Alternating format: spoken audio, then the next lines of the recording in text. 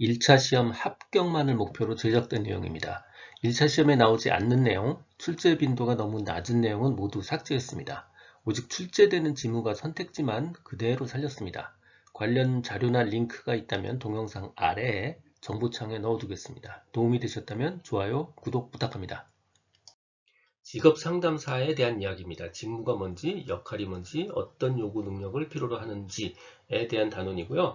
이 단원 역시 상식적인 이야기의 말잔치이기 때문에 그 정답을 다 외우는데 힘을 소진하기보다는 오답에 집중하고 기출문제를 풀어보는 게 훨씬 효과적인 방법입니다. 먼저 직업 상담사 자질 요건입니다. 오답 먼저 볼게요. 지나칠 정도의 동정심, 공감하라고 했지 그 사람한테 동정하라고 하지 않았어요. 동정심 틀린 거고요.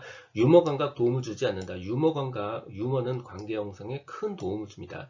나머지 내용들 쭉 한 번씩 읽으면서 확인해 보시면 돼요. 순수한 이해심을 가진 신중한 태도, 건설적 냉철함, 공감적 이해, 인간 본성에 대한 긍정적 관점, 타인의 행복을 위한 진실한 관심, 전문 지식 계속 훈련 받아야 되고요. 상담자 자신의 가치관, 욕구, 목표 등에 대한 자각을 통해서 내담자에게 미치는 영향을 고려해야 된다. 쭉 한번 확인해 보시면 되고요.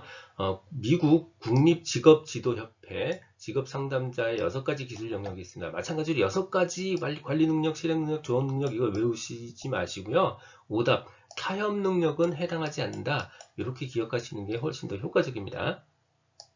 직업상담사의 역할입니다. 우리가 직업상담을 진행하는 단계에 따라서 굉장히 다양한 역할을 하죠. 예를 들어서 내담자의 생애를 파악하고 내담자를 이해하는 단계에서는 각종 심리검사를 할 테니 심리검사의 해석자 역할을 할 거고요.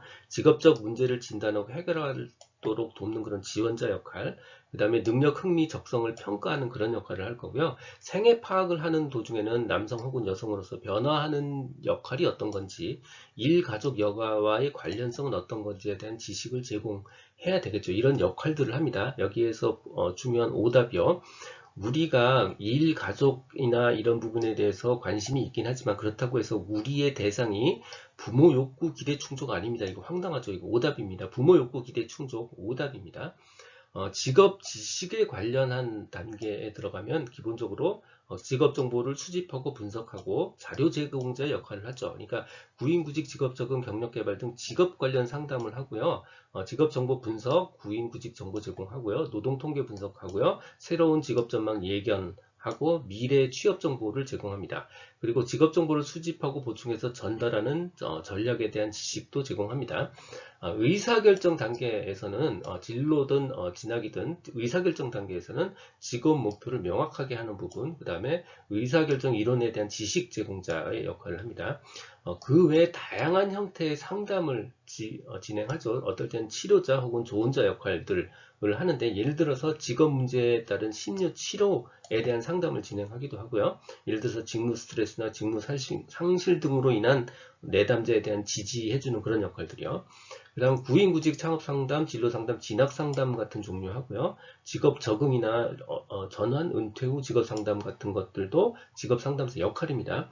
대표적 오답이요. 우리가 산재 보험에 대해서 우리가 다루지 않습니다. 보험은 우리 역할 아니에요.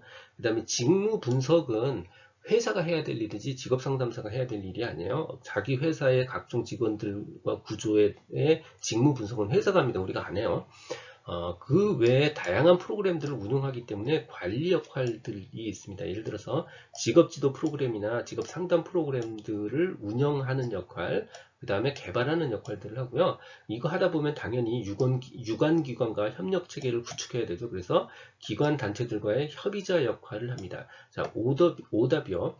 우리가 구직자의 행동을 조절하는 통제자 역할을 하지 않습니다. 우리는 통제하진 않아요. 구직자 행동을 통제하지 않습니다. 직업 상담사의 역할에 대한 기억해야 될 오답들이요. 우리가 직업 관련 무슨 이론을 개발하거나 강의 안 합니다. 심리검사 도구 제작 안 해요. 도구를 사용하지만 제작 안 합니다. 이런 거는 학자나 전문가들의 몫이에요. 그리고 직접 취업 알선이나 직업 소개, 직업 결정이나 봉급 조정, 임금 평가는 우리 몫이 아닙니다. 당연히 내담자 보호자 아니고요. 직업 창출하거나 새로운 직무 분야 개발 같은 거 우리 역할들 다 아닙니다. 요거 한번씩 확인해 주시고요. 헤어가 제시한 직업 상담사의 직무 내용 먼저 오답 먼저 확인해 볼게요.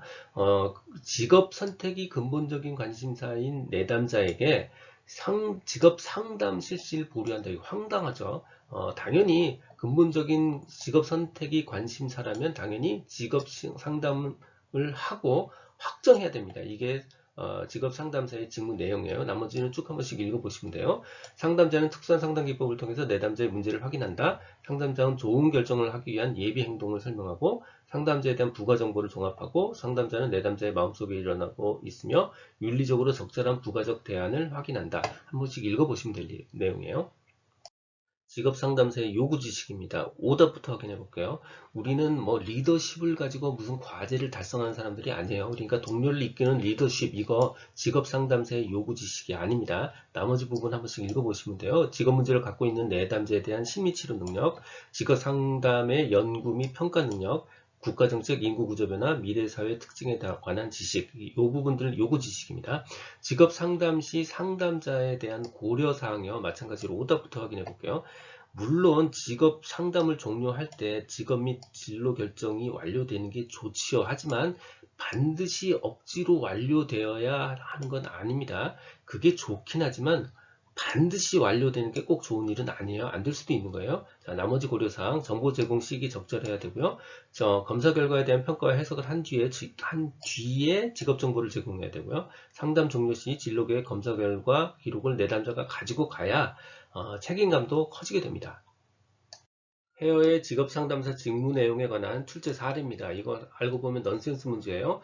직업 선택을 하고 싶은 사람한테 직업 상담 실시 보류한다. 당연히 오답이죠. 듣고 계신 강의는 직업상담사 2급 초단기 합격 비법의 핵심 내용 파트입니다. 교재에는 2002년부터 지금까지 20년간의 문제를 출제 빈도와 중요도를 검토해서 필요한 모든 문제를 실었습니다. 전자책 버전으로 출판되어 있어서 교보문고 예스24 등에서 구할 수 있습니다. 전자책이 불편하신 분들, 인쇄 가능한 버전 혹은 제약 없는 PDF 버전이 필요하신 분들은 제 블로그 공지글에서 구할 수 있습니다. 동영상 아래 정보창에 링크를 넣어드렸습니다. 브레이필드의 직업정보 기능은 정제동 하나만 기억하면 됩니다. 정보적 기능, 재조정 기능, 동기화 기능이요. 김제동이 아니고 정제동입니다. 정보적 기능, 재조정 기능, 동기화 기능이요. 진로 상담은 직업 상담보다 조금 더 넓은 범위를 다루고 있다. 그리고 생애 발달을 고려해야 된다라는 점만 고려하시면 될 것 같아요. 그러니까 당연히 직업 상담이랑 마찬가지로 라포 관계 중요하고요. 윤리 강령 당연히 따라야 됩니다. 진로 상담은 진학과 직업 선택, 직업 적응에 초점을 맞춰서 전개돼야 됩니다. 오답이요. 대학생의 직무 스트레스. 대학생은 직무가 없어요. 직무가 없으니까 직무 스트레스도 당연히 없죠. 이거 오답이고요. 진로 상담은 항상 집단적인 진단과 처치를 해야 된다? 아닙니다. 진로 상담, 직업 상담 모두 집단 직업 상담을 할 수도 있고 안 할 수도 있어요. 이거 반드시 해야 되는 건 아닙니다. 진로 상담의 특징, 실제로 진로 상담에서 내담자의 심리적 특성과 진로 문제가 얽혀 있는 경우가 많다. 실제로 얽혀 있는 경우가 많아요. 자, 오답, 얽혀 있지 않다. 이거 오답이에요. 나머지는 한번 상식적이니까 한 번씩 읽고 지나가시면 될 것 같아요. 검사 결과에만 집착하지 말고 유연하고 융통성 있게 대처해야 된다. 내담자가 놓인 경제 현실 및 진로 상황에 따라서는 개인의 진로 선택 및 의사결정이 변화될 수 있다. 진로 상담은 인지적 통찰이나 결정 외에도 행동 차원의 실행 능력 배양 및 기술 함양을 더욱 중시한다. 한 번씩 읽고 지나가셔도 될 것 같습니다. 진로 상담에 관한 출제 사례입니다. 진로 상담은 내담자의 심리적 특성과 진로 문제가 얽혀 있는 경우가 많지 않다. 이게 오답이에요. 얽혀 있는 경우가 많습니다. 진로 상담 편견입니다. 진로 상담에 대한 내담자의 편견을 얘기하고 있는 거예요. 첫 번째는 적성 심리 검사에 대한 과잉 신뢰입니다. 검사가 모든 걸 다 해줄 수 있다라는 그런 편견이죠. 대화 사례는 이런 게 있습니다. 저는 앞으로 뭘 해야 될지 몰라서 그걸 알려줄 수 있는 검사를 받아보고 싶습니다. 검사가 다 해결해 줄 수 있다는 편견이죠. 저는 제가 어떤 일에 적합한지 잘 모르겠어요. 그걸 알려줄 수 있는 그런 적성 검사 같은 거 한번 해보고 싶습니다. 적성 검사를 받으면 다 해결해 줄 수 있다는 심리검사에 대한 과잉 신뢰의 사례입니다. 두 번째 사례가 진로 상담에 대한 상담의 정확성에 대한 오해입니다. 상담은 절대로 틀리지 않는다는 그런 오해죠. 사례는 저는 실수를 저지르고 싶지 않아요. 그래서 선생님은 제가 틀림없이 올바르게 선택할 수 있도록, 절대로 틀리지 않고 올바르게 선택할 수 있도록 도와줄 수 있죠? 이렇게 물어보는 거예요. 상담은 절대로 틀리지 않을 거라는 그런 기대를 가지고 있는 겁니다. 진로 상담 정확성에 대한 오해입니다. 진로 상담에 대한 내담자의 편견에 관한 출제 사례입니다. 저는 실수를 저지르고 싶지 않아요. 상담자 선생님은 제가 틀림없이 올바르게 선택할 수 있도록 도와줄 거라고 나는 생각해요. 진로 상담은 항상 정확할 거라는 진로 상담의 정확성에 관한 대한 오해입니다. 이 내용은 블로그와 전자책에 동일하게 그대로 있습니다. 도움이 되셨다면 좋아요, 구독 부탁드립니다. 지금까지 라디캠지기 꾸벅이 박종규였습니다. 감사합니다.